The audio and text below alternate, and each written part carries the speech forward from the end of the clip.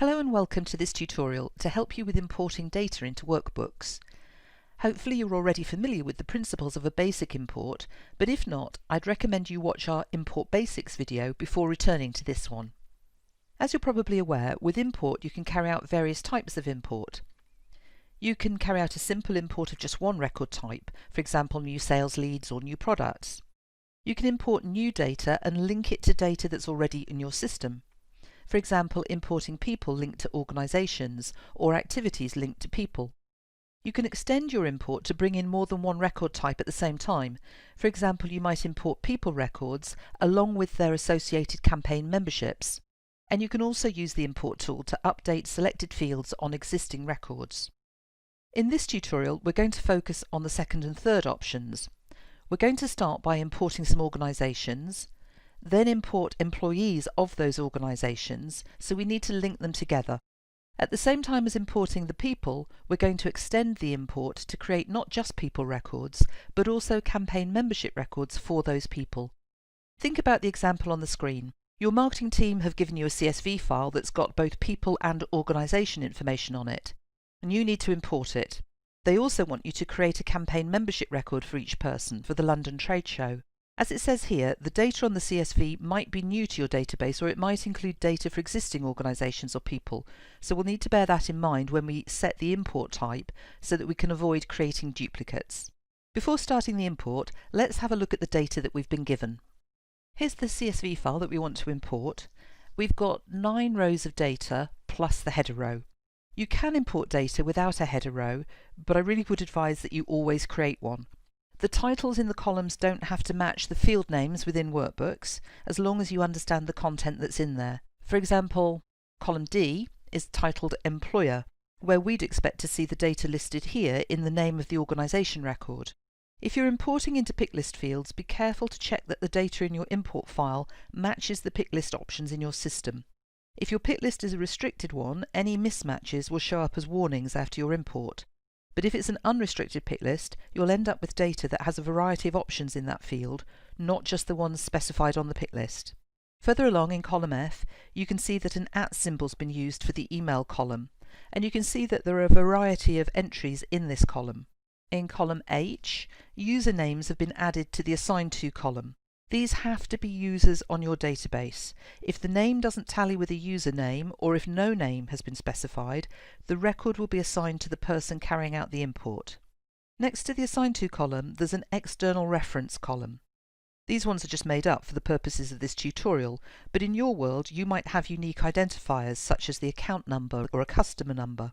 Notice that these references are repeated down the rows. ABC11 appears 3 times. And that ties up with the employer, Aero Systems Insurance. So this tells me that the external reference is for the organisation and not for the person, otherwise it would be unique for every row. We don't expect you to check every row and every column before your import, but it is worth doing a quick sense check to make sure that you're comfortable with the data. We said we'd import organisations first, so let's go into Workbooks and start there.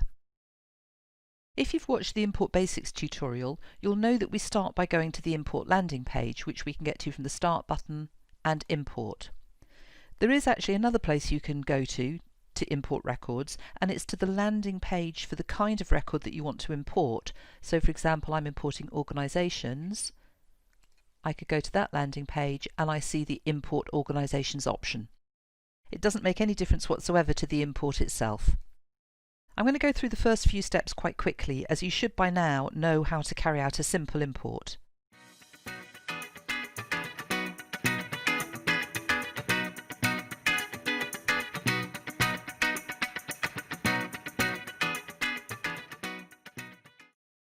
Here at stage 3, it's really important that you do check that anything that's been automatically mapped for you is going into the right fields. So take a couple of moments to look through the list and make sure you're happy with what's already there. On the right hand side, we can see that organisation is a mandatory field. We know that from the star that's showing, so we must map something into there. So from my source file, I'm going to use that field that we saw earlier that's called employer. Notice that the external reference we talked about has been auto-mapped for us, and it is going to go into the organisation record into a field called external reference. I want to bring in the names of who these records should be assigned to, so I'm going to choose Assign To from the right hand side. Notice that it has a little triangle next to it. Whenever you see a triangle like this in the import window, it means that the field you're trying to populate references another record in Workbooks. In this case, it would be a user record. You'll see a section further down called Linking Rule, and this is where you specify what field in the record matches with the data in the source field. In this instance, the data in my source file is the username, so I'm going to leave this to the default of the matching field being name. But if I click on the down arrow, you can see that there are some other choices. If instead of the username in the source data we had the user ID, then that's what I would select here. But we've got the name, so from the source data I'm going to put in the Assign To field. We've got two rows for the street address. Hopefully you've seen on the Import Basics video that we can concatenate those together, so that's what I'm going to do. To do that, I have to select the street address from the options on the right hand side, the unmapped Workbooks fields.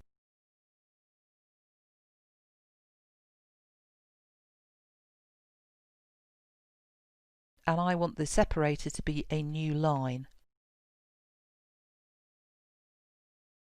That's all I'm going to map in. Remember, at the moment, although there are unmapped file fields on the left hand side, they're all to do with the person, and I'm just importing organisations at this point, and that's all I want to import in. So I'm going to go to the next step. We don't know if the organisations that we're importing already exist on Workbooks or not, so I'm going to change the import mode to update existing records and create new ones. So that'll look for a match, and if one can't be found, a new record will be created. And then in terms of how I'm going to identify whether the organisation exists or not, I'm going to check the box that says organisation name.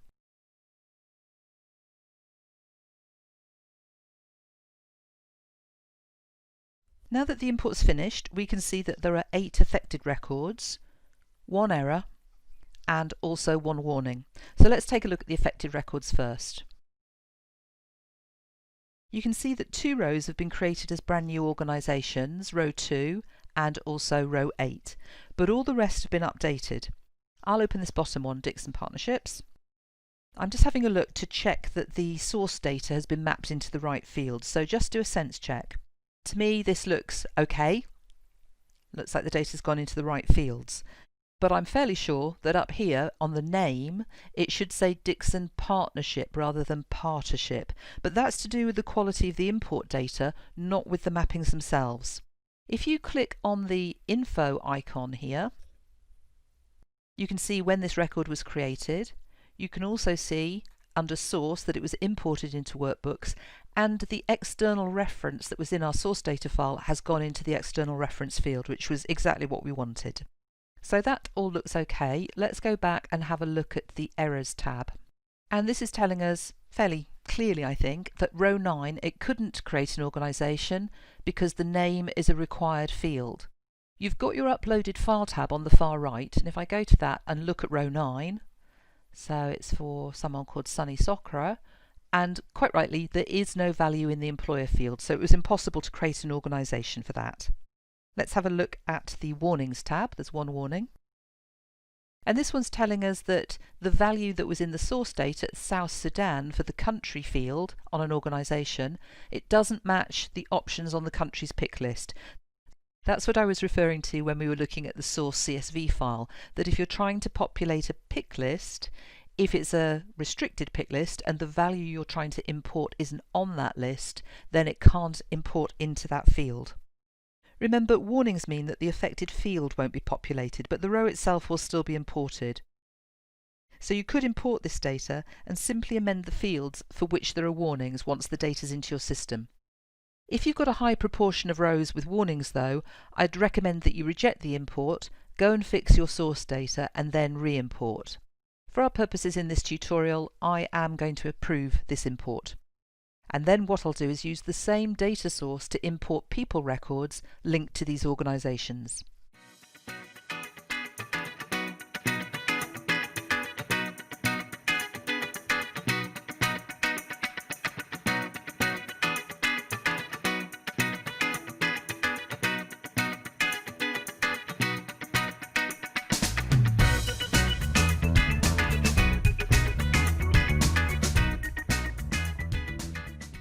Here I am at stage 3 where the mappings are created for me. As I've said before, do check that these mappings are right, and in fact this top one, from our source data, the field called employer, is going into a workbooks field called claimed employer, which isn't what I want, so I'm going to delete that. And I'm going to replace it with the correct one. So if I select employer from the right hand side, you can see it's got a triangle next to it, which means that it is a linked field. It can only be populated with the name of an organisation record. That's not quite true though. We've already imported a unique external reference into our organisations, so we can select that as the field from our source data, external reference.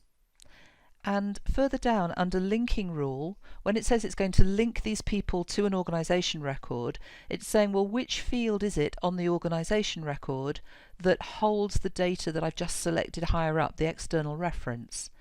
And external reference is here to choose from. That means if there's a match, if the data that we're importing for the people now, if it finds an external reference that tallies with the one in the source data, it will link that person to the organisation that has that external reference. It's a very useful tool to do that.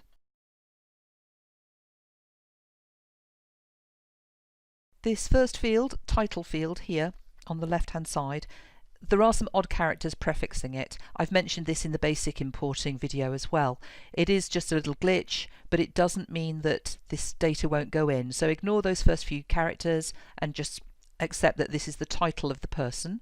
So I want to populate that into the title field. It won't affect the data that goes into the field. The @ symbol, if you remember, that was used for the email address.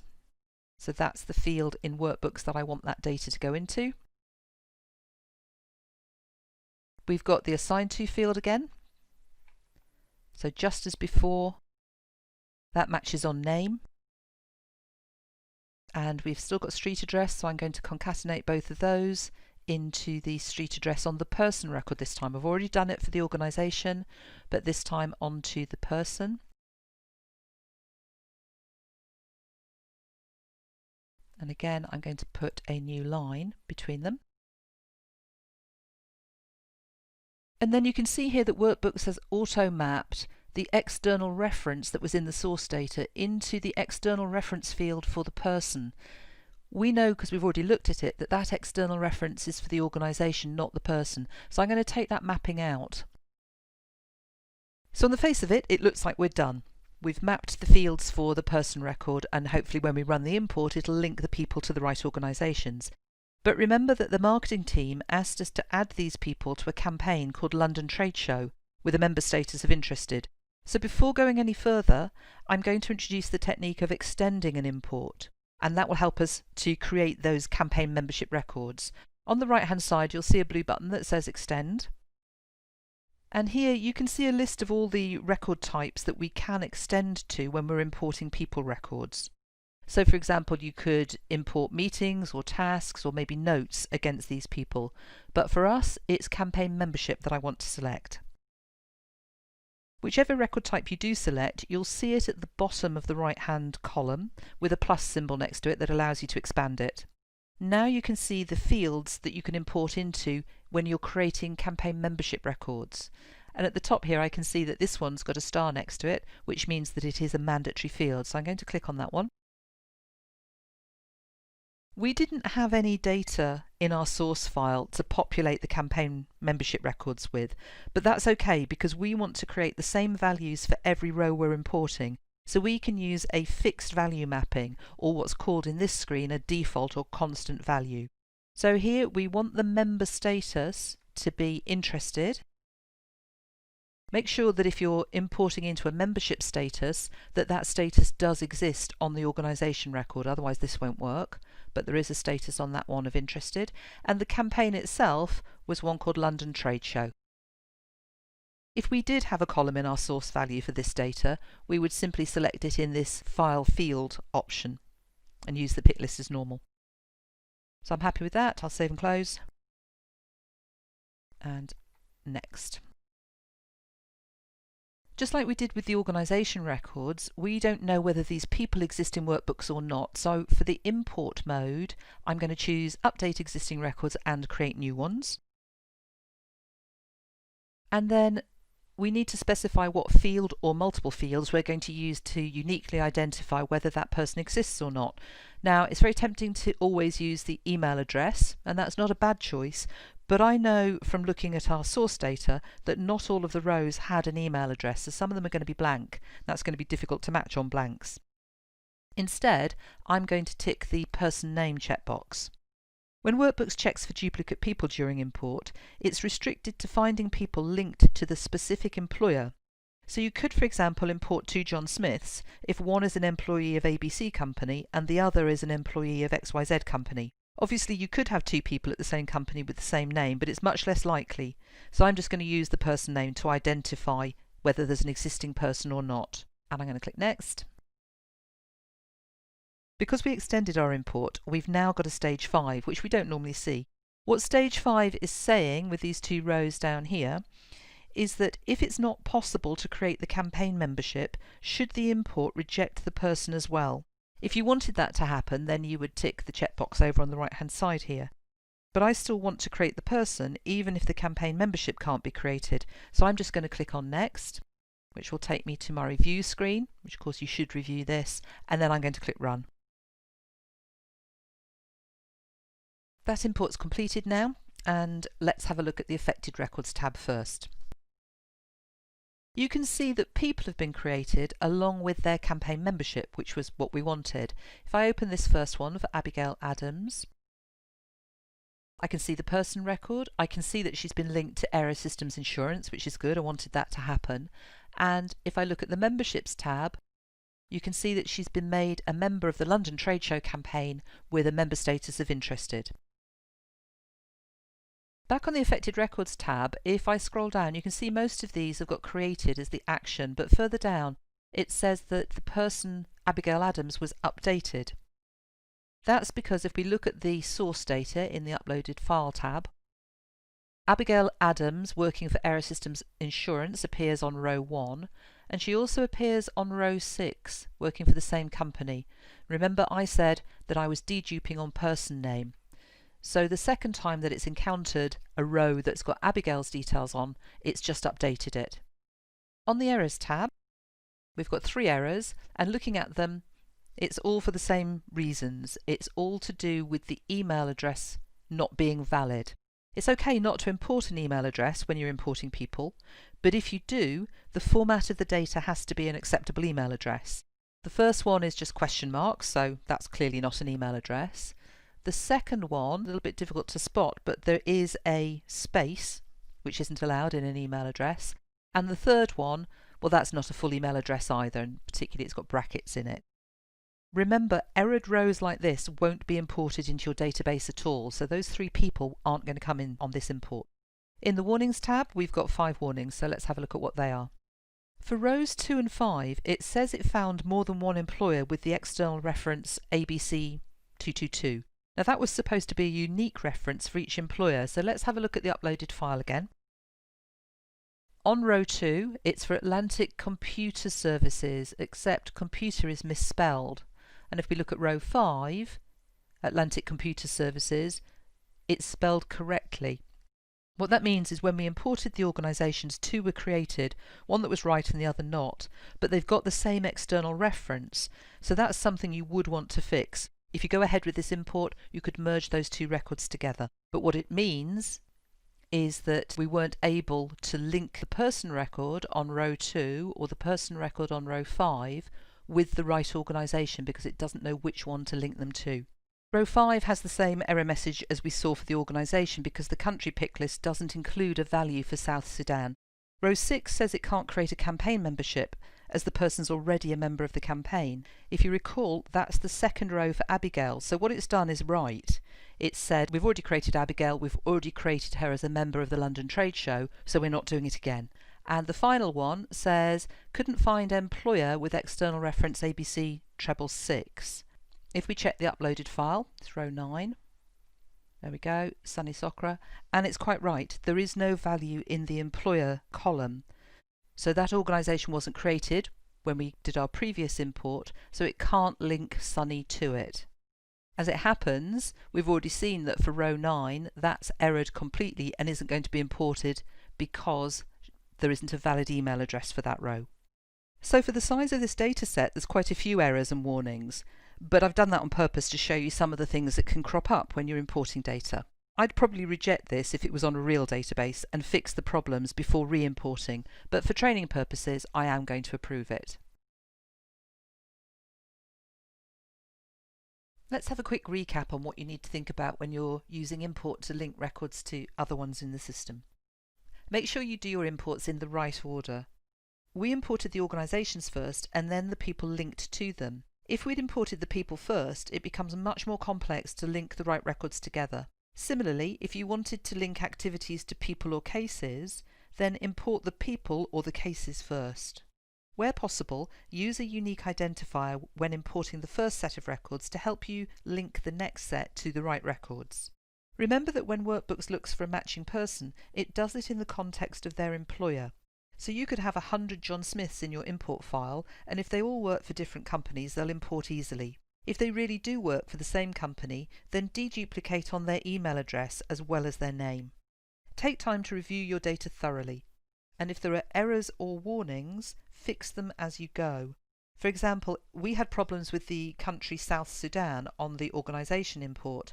If we'd fixed either the pick list or the source data before carrying out our second import, the problem wouldn't have cropped up again. Remember to approve or reject your import. Don't leave them awaiting review for too long. And if you need to, you can undo an import for up to 30 days after the date that you approved it. There are other importing videos available. If you haven't watched it already, you might find the Import Basics video useful. The ones shown in greyed out text are also really helpful, but I've greyed them out because they were recorded using our classic interface rather than our modern one.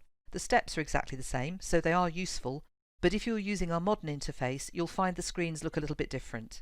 We do add new videos from time to time, so it's worth checking for those ones as well. Thank you for watching. I hope you feel much more comfortable about importing data into the system now. More help is available on our knowledge base. It's workbooks.com/help, and for importing/data. If you have any feedback about these videos or your training requirements in general, please contact training@workbooks.com.